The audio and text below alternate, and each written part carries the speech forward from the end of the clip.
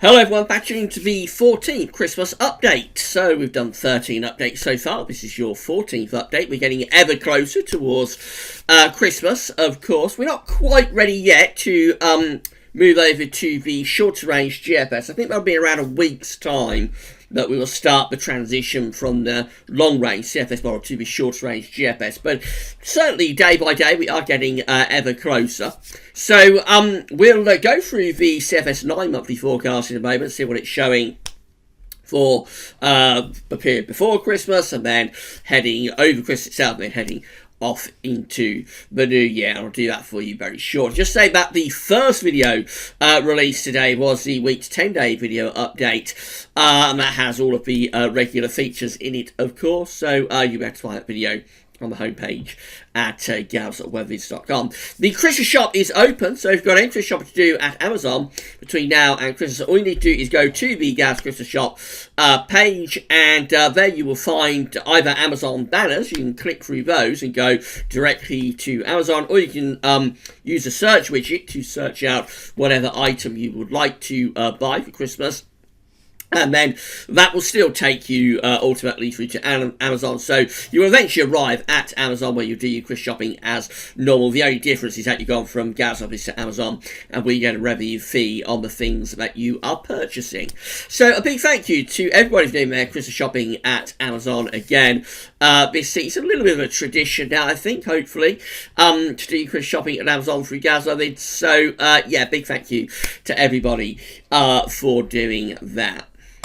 So we'll move over to Metro Seal, and we're going to be having a look at the CFSV2 9 monthly forecast. As always, the midday run.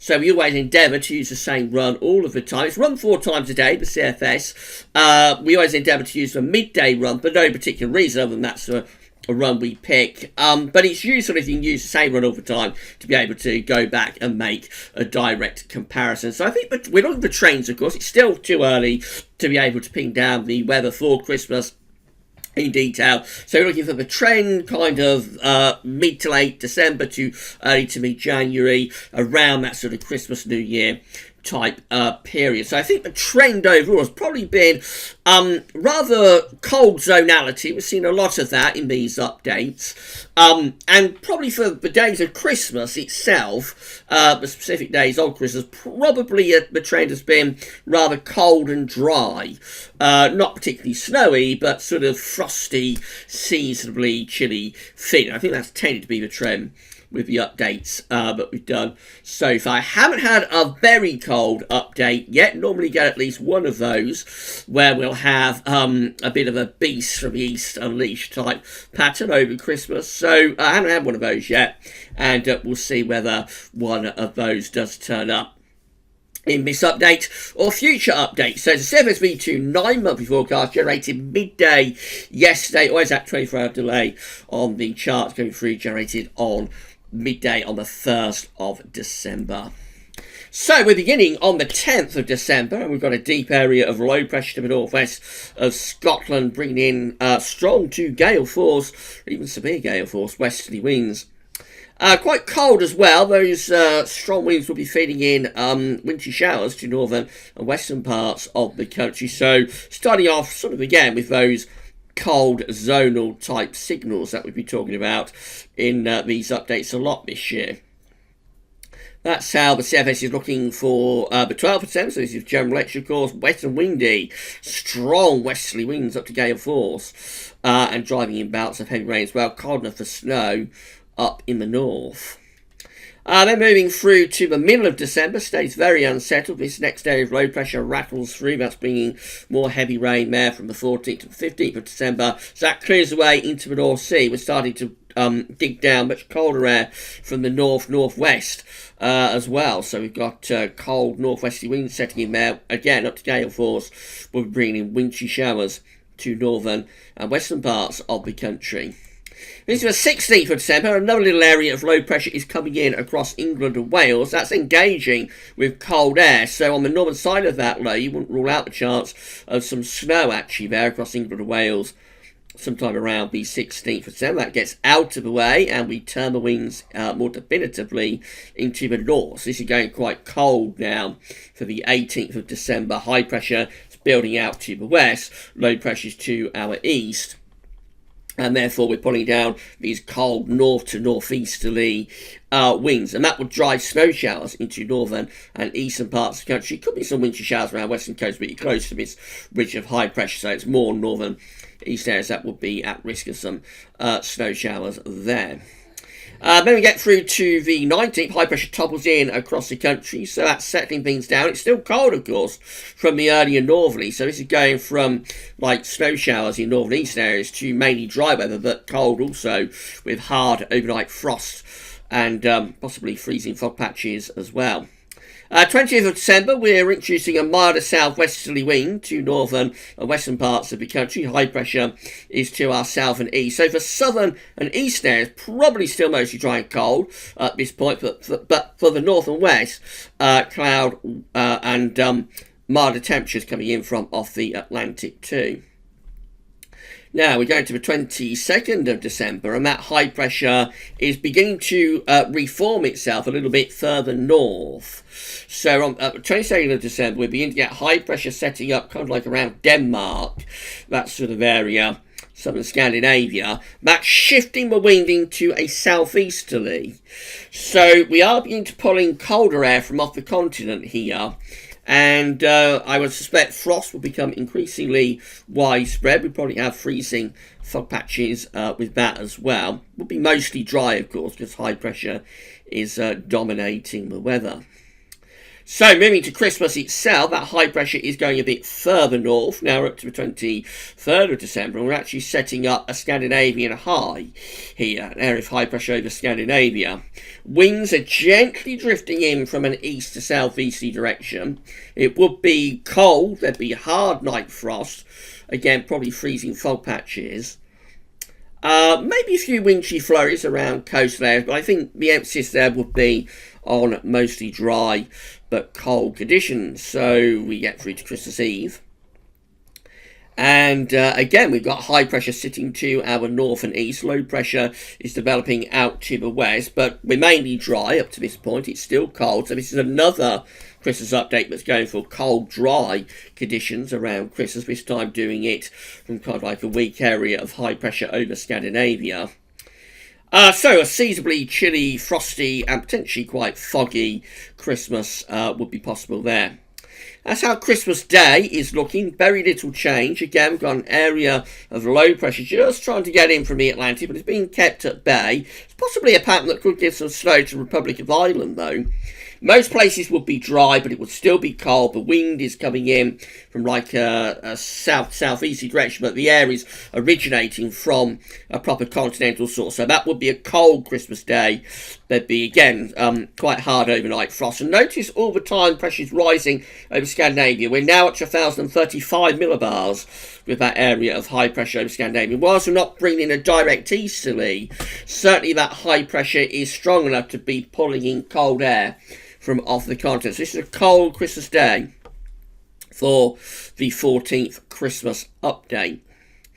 Then we go through to Boxing Day, and again the high pressure strengthens further. It's up to 1,040 millibars now over Scandinavia.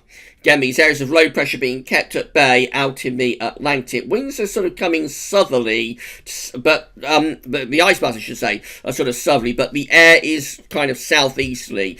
So although you would look at that and probably think it's bringing up mild temperatures, mild air from the south, actually it would still be cold because the source of the air is east of south, you see what I mean? So that will still be bringing cold air from off the continent for Boxing Day. So all 3 days, Christmas Eve, Christmas Day, Boxing Day, looking cold and mostly dry and potentially really quite frosty. Heading up beyond the Christmas period, up towards the New Year, so low pressure then has a go coming in from off the Atlantic, but it is struggling coming into cold air. So this is the kind of situation that could provide a snow event as low pressure heads in from the Atlantic, bumps into that wedge of cold air that's sitting over to the east of the country. Depending on how quickly those fronts get through, that could be a snow event there sometime around the 27th, 28th of December. And actually, we see that the energy is beginning to slide to the south. We're up to 29th of December. Energy is sliding away to the south as the winds are swinging properly easterly now. So we've still got quite high pressure over Scandinavia. It's stretching out over towards Greenland as well. That's forcing the jet stream, low pressure and energy southwards.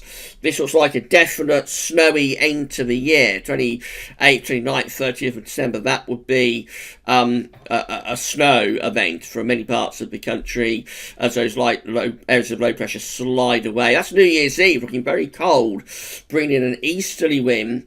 There'd be snow showers being fed in with those easy winds. Temperatures by this point would be sub-zero, I would have thought, day and night. And certainly in the south, still close to these areas of low pressure, we'd have risk of significant snow. So that is a very wintry end to the year. That's how New Year's Day looks again. Winds are in from the east. This is a little bit reminiscent of what happened over New Year of 1978-1979, when there was a very famous easterly and a lot of snow. It's kind of similar to that, probably not quite as severe as that, but that's a very interesting end to the year and start to next year, to say the least, with bitterly cold easy winds feeding in snow showers across many parts of the country over that New Year period. So cold and frosty for Christmas, and then we really unleash easterly winds and probably quite a lot of snow by New Year. Let's just run you through the first days or first couple of weeks of January. So we're up to the 4th of January. Low pressure is now starting to reform in the Atlantic. We're losing the high pressure to our north and east. So that's probably another snow event there around the 5th or the 6th of January. But this time the Atlantic is winning, and milder air is being introduced off the Atlantic Ocean. There will be a rapid thaw of snow and ice, and we go off and running then as we go further into January into a proper spell of wet, windy and relatively mild weather after that sort of cold Christmas and New Year period. We're off into a much milder spell of weather with lots of rain as well. Just beginning to have a go at trying to turn winds back into the east again around the 20th, 21st of January. That is actually bringing cold air back in towards northern parts of the country, so there'd be a risk of more snow with that in the north, still quite mild down in the south. It's 22nd of January, and we won't go any further. So quite an interesting 14th update. Whilst I wouldn't necessarily say that it's a particularly cold Christmas, although it is fairly sort of frosty and cold, just beyond Christmas it gets a lot colder, and yes, we've got real easterly winds and heavy snow driving in around New Year and into early January. So that will be a very, very interesting New Year. Remember, it's just for fun, this. So don't necessarily be thinking we're going to have heavy snow and really cold temperatures over the New Year. It is just for fun. But there we go. That's what 14th update has to say today. And the trend for that dry, cold weather over the days of Christmas itself, that's maintained, interestingly, for this 14th update. So we shall see where update number 15 takes us, and we're going to be doing that for you in a couple of days' time, so that'll be on Wednesday. Right, that's all for now though, and thanks for watching.